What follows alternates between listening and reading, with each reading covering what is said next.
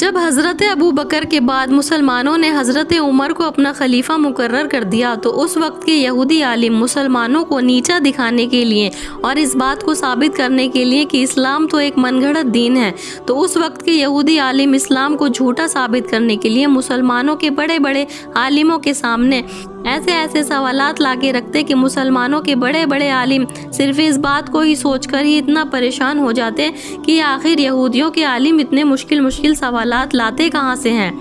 تو اسی طرح ایک دن یہودیوں کے 3 بڑے عالم حضرت عمر کی خدمت میں حاضر ہوئے اور نہایتی اور احترام سے کہنے لگے کہ اے مسلمانوں کے خلیفہ، ہم علماء یہود کے عالموں میں سے 3 بڑے عالم ہیں، ہم نے یہ سنا ہے کہ مسلمانوں نے اس بات کا دعویٰ کیا ہے کہ ان کا دین واقعی میں ایک سچا دین ہے، تو بس اسی وجہ سے آج ہم آپ کے پاس آئے ہیں اس بات کو جاننے کے لیے کہ آپ کا ہی دین کس وجہ سے آپ کا دین سچا ہے۔ اے مسلمانوں کے خلیفہ، ہم آپ سے 10 سوال کرتے ہیں، اور اگر آپ نے ہمارے ان 10 سوالوں کے جواب صحیح عقل مندہ جواب دے دیا تو ہم آپ کے دین کو ایک سچا دین مان لیں گے، اور صرف اتنا ہی نہیں، ہم آپ کے دین کو قبول بھی کر لیں گے۔ تو حضرت جناب عمر نے فرمایا کہ اے خدا کے بندو، اگر تم واقعی میں کوئی سوال کرنا چاہتے ہو تو تم رسول اللہ کے بھائی حسن و حسین کے بابا جناب سیدہ کے شوہر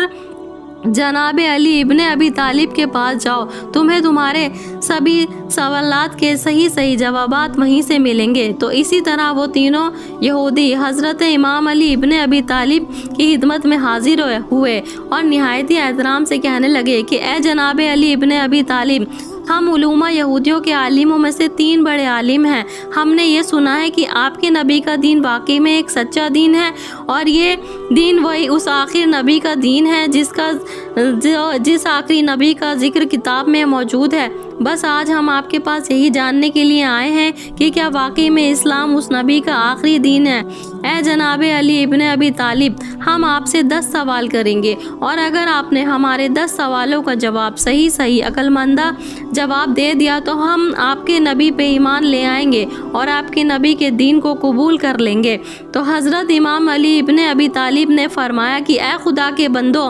تم مجھ سے جو بھی سوال کرنا چاہتے ہو وہ بے شک کرو۔ تو ان تینوں یہودیوں نے حضرت امام علی ابن ابی طالب سے اپنا پہلا سوال پوچھا کہ جناب علی ابن ابی طالب، آپ ہمیں یہ بتائیں کہ آسمان کے تالے کون کون سے ہیں؟ اللہ رب العزت نے آسمانوں سے بھی اوپر اپنے عرش پر رہتا ہے، تو ہم یہ بھی جاننا چاہتے ہیں کہ ہم آسمان کے ان تالوں کو کن چابیوں کے ذریعے کھول کر اللہ رب العزت تک پہنچ سکتے ہیں۔ آپ ہمیں آسمان کے تالوں اور آسمان کی چابیوں کے بارے میں بتائیں۔ یہاں پر یہ بات یہ یاد رہے کہ ہم یہودیوں کے کہنے کا ہرگز یہ مطلب بالکل نہیں تھا کہ ہم جسمانی طور پر کسی طرح آسمان کے اوپر جا سکتے ہیں، بلکہ یہودیوں کے کہنے کا مطلب یہ تھا کہ ہم روحانی طور پر کس طرح آسمان سے بھی اوپر جا سکتے ہیں۔ اسی طرح یہودیوں نے حضرت امام ابن علی طالب سے اپنا دوسرا سوال پوچھا کہ اے جناب علی ابن ابی طالب، کہ وہ ایسی کون سی قبر ہے کہ جس قبر نے اپنی میت کو سیر کرائی؟ اور ہمارا تیسرا سوال ہے کہ وہ اللہ کی کون سی مخلوق تھی کہ جس مخلوق نے اپنی قوم کو ڈرایا، لیکن وہ نہ ہی جن تھا، نہ ہی انسان اور نہ ہی فرشتہ؟ اور چوتھا سوال یہ ہے کہ وہ ایسی کون سی 5 چیزیں ہیں جو چیزیں زمین پہ بنا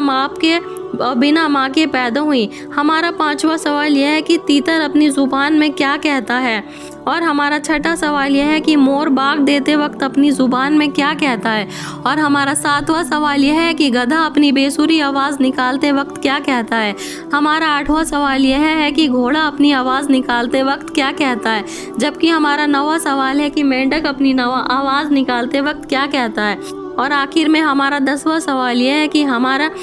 کہ قمری پرندہ اپنی آواز نکالتے وقت کیا کہتا ہے؟ تو حضرت امام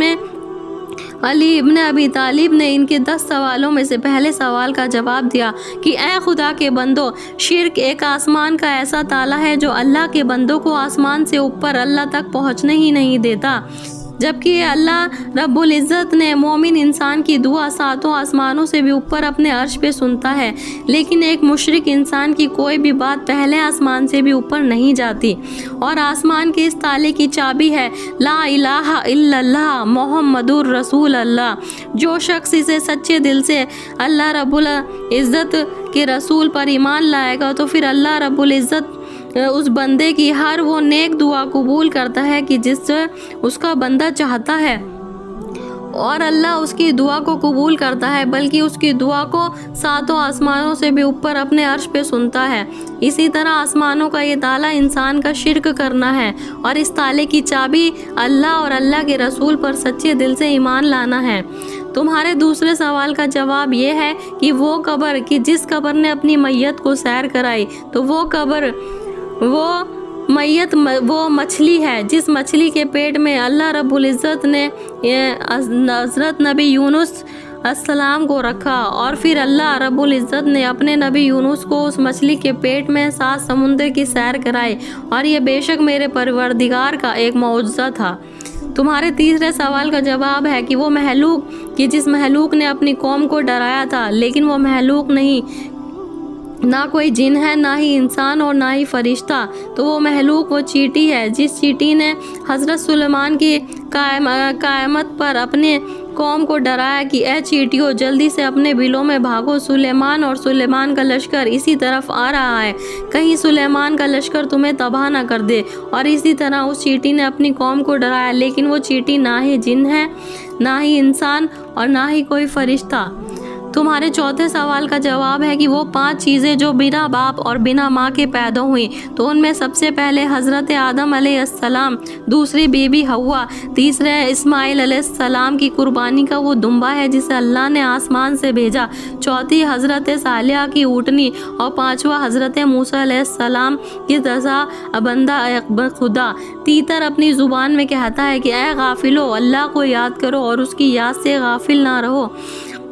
کیونکہ اس کائنات میں اللہ ہی ہے جو بنا کسی لالچ کے صرف اور صرف تمہارے بارے میں سوچتا ہے۔ گھوڑا کہتا ہے کہ میرے پروردگار کہ میں ایک بہترین سواری ہوں، تو میرے پروردگار میرے ذریعے مسلمانوں کو کفار پر فتح نصیب کر۔ گدھا کیونکہ گدھا ہے اس وجہ سے وہ کہتا ہے کہ میرے پروردگار تو جرمانہ وصول کرنے والوں پر لعنت کر، جبکہ مینڈک اپنی زبان میں کہتا ہے کہ پاک ہے وہ ذات کہ جس کا ذکر سمندر کی گہرائیوں میں بھی کیا جاتا ہے، اور قمری پرندہ اپنی زبان میں کہتا ہے کہ اے میرے پروردگار تو محمد والے اور محمد والے دشمن پر لعنت کر جس نے میرے نبی اور میرے نبی کی آل پہ ظلم کیا۔ اس کے بعد